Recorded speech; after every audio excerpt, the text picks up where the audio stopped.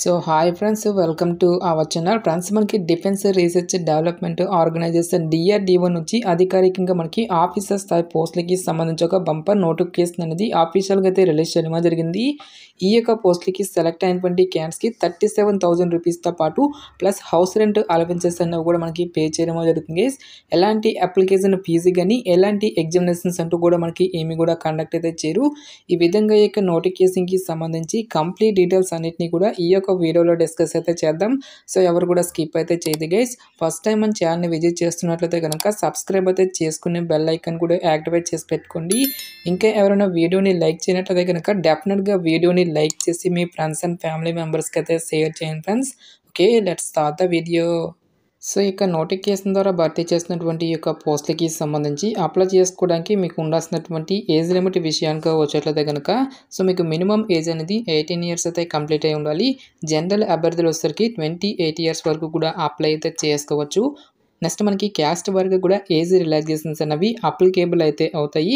OBC క్యాడ్స్ వచ్చేసరికి 31 years వరకు, SC ST క్యాడ్స్ వచ్చేసరికి 33 ఇయర్స్ వరకు కూడా అప్లై చేసుకోవడానికి ఛాన్స్ అనేది కల్పిస్తూ ఉన్నారు.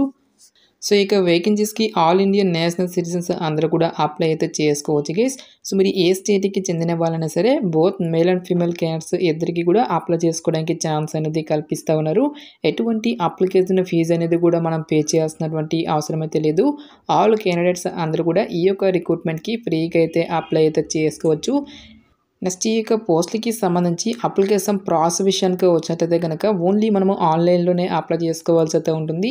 అప్లికేషన్ ఫామ్ అనేది ఇక్కడ మనకి నోటిఫికేషన్లో క్లియర్గా ఇవ్వడం జరిగింది. సో ఇక నోటిఫికేషన్ లింక్ అనేది డైరెక్ట్గా డిస్క్రిప్షన్లోను కామెంట్ సెక్షన్ అయితే ప్రొవైడ్ అయితే చేస్తుంది గైస్. ఈ యొక్క అప్లికేషన్ ఫామ్ అనేది మీరు ప్రింట్అవుట్ అయితే తీసుకొని రైట్ సైడ్లో వచ్చరికి మీకు లేటెస్ట్ పాస్పోర్ట్ సైజ్ ఫోటోగ్రాఫ్ అనేటువంటి దాన్ని మీరు ఇక్కడ స్టిక్ చేయాల్సి అయితే ఉంటుంది. నెక్స్ట్ మీరు ఏ పోస్ట్కి అయితే అప్లై చేస్తున్నారో ఆ పోస్ట్ కోడ్తో పాటు మీ యొక్క సబ్జెక్ట్ అనేది మీరు ఇక్కడ ఇవ్వాల్సి అయితే ఉంటుంది. నెక్స్ట్ బ్లాక్ లెటర్లో మీ యొక్క ఫుల్ నేమ్తో పాటు మీ యొక్క ఫాదర్స్ నేము, నెక్స్ట్ మీ యొక్క ఈమెయిల్ ఐడితో పాటు మొబైల్ నెంబరు, డేట్ ఆఫ్ బర్త్కి సంబంధించిన డీటెయిల్స్తో పాటు మీ యొక్క ఏజు, నేషనాలిటీ దగ్గర ఇండియన్ అని చెప్పేసి మెన్షన్ చేసిన తర్వాత నెక్స్ట్ మీ యొక్క క్యాస్ట్తో పాటు కరస్పాండెన్స్కి సంబంధించిన అడ్రస్సు, నెక్స్ట్ మీ యొక్క పర్మనెంట్ అడ్రస్ అన్నిటిని కూడా మీరు ఇక్కడ ఫిల్ చేయాల్సి అయితే ఉంటుంది. నెక్స్ట్ మీ యొక్క ఎడ్యుకేషనల్ క్వాలిఫికేషన్కి సంబంధించిన డీటెయిల్స్ అన్నిటిని కూడా మీరు ఇక్కడ 1 by 1 అయితే ఫిల్ చేయాల్సి అయితే ఉంటుంది గైస్. నెక్స్ట్ మీ వద్ద గేట్కి సంబంధించిన స్కోర్ కార్డు కానీ లేదంటే నెట్ స్కోర్ అనేది ఉన్నట్లయితే కనుక సో ఒక సంబంధించిన డీటెయిల్స్ని కూడా మీరు ఇక్కడ ఫిల్ చేయాల్సి అయితే ఉంటుంది. ఈ విధంగా మీకు డీటెయిల్స్ అన్నిటిని కూడా ఫిల్ చేసిన తర్వాత అప్లికేషన్స్ అనేవి ఏ డేట్ని అయితే సెండ్ చేస్తున్నారో ఒక డేట్ అనేది ఇక్కడ ఇచ్చేసి ఇక్కడ మీ యొక్క సిగ్నేచర్ అనేది ఇక్కడ చేయాల్సి అయితే ఉంటుంది. సో ఇక అప్లికేషన్ ఫామ్తో పాటు మీకు ఎడ్యుకేషనల్ క్వాలిఫికేషన్కి సంబంధించి రిలేటెడ్ డాక్యుమెంట్స్ అన్నిటిని కూడా మీరు అప్లికేషన్ ఫామ్కి అటాచ్ అయితే చేయాల్సి అయితే ఉంటుంది.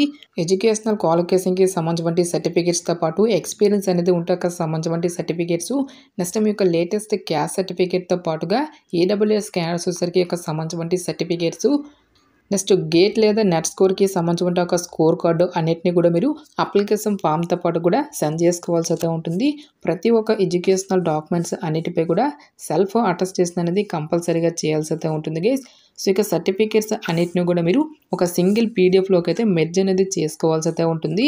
ఈ విధంగా మెర్జ్ చేసినటువంటి ఈ యొక్క PDF ఫైల్ అనేది ఏదైతే ఉంటుందో ఈ యొక్క PDF ఫైల్ని మీరు ఇక్కడ ఇచ్చేటువంటి ఈ యొక్క ఈమెయిల్ అడ్రస్కి మీరు సెండ్ చేస్తే సరిపోతుంది. సో ఈమెయిల్ కనుక చూసుకున్నట్లయితే కనుక hrd.hsm@gov.in అటువంటి ఈ యొక్క ఈమెయిల్ అడ్రస్కి ఆ యొక్క PDF అనేది మీరు సెండ్ చేసుకోవాల్సి అయితే ఉంటుంది.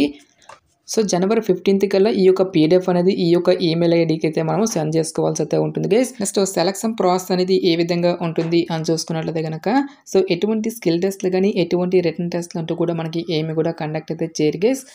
కేవలం మనకి ఒక ఇంటర్వ్యూ ద్వారా ఈ యొక్క వేకెన్సీస్కి సంబంధించి సెలక్షన్ అనేది కంప్లీట్ అయితే చేయడం జరుగుతుంది. సో ఈ యొక్క నోటిఫికేషన్ ద్వారా మనకి జూనియర్ రీసెర్చ్ ఫెలో అని చెప్పేసి ఈ యొక్క ఉద్యోగాలను అయితే రిక్రూట్మెంట్ అయితే చేయడం జరుగుతుంది గైస్. ఈ యొక్క పోస్టులకి సెలెక్ట్ అయినటువంటి క్యాండిడేట్స్కి మనకి పే స్కేల్ అనేది ఏ విధంగా ఉంటుంది అని చూసుకున్నట్లయితే కనుక సో మనకి బేసిక్ పైన 37,000 రూపీస్ అనేది పర్ మంత్ శాలరీగా పే చేయడం జరుగుతుంది. సో ఇక శాలరీతో పాటుగా ప్లస్ మనకి హౌస్ రెంట్ అలవెన్సెస్ అనేవి కూడా మనకి ప్రొవైడ్ అయితే చేయడం జరుగుతుంది. ఈ విధంగా అన్ని అలవెన్సెస్ కలుపుకుంటే దాదాపుగా మనకి 45,000 వరకు కూడా మంత్లీ శాలరీ అనేది రావడం జరుగుతుంది గైస్.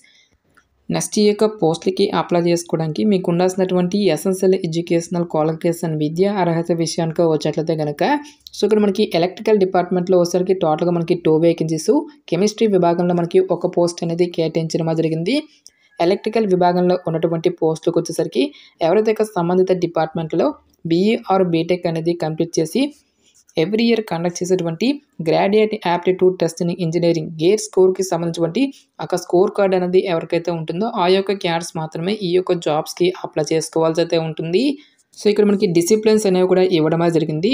ఎవరైతే electronics and electrical communication engineering, electrical with communication engineering, electrical power system engineering, electrical and instrumentation engineering, electrical and instrumentation and control engineering, power engineering అనేటువంటి ఈ యొక్క స్పెషలైజేషన్లో ఎవరైతే బీఈ ఆర్ బీటెక్ అనేది complete చేసినటువంటి క్యాడర్స్ ఉంటారో ఆ యొక్క క్యాడర్స్కి కూడా అప్లై చేసుకోవడానికి ఛాన్స్ అనేది కల్పిస్తూ ఉన్నారు.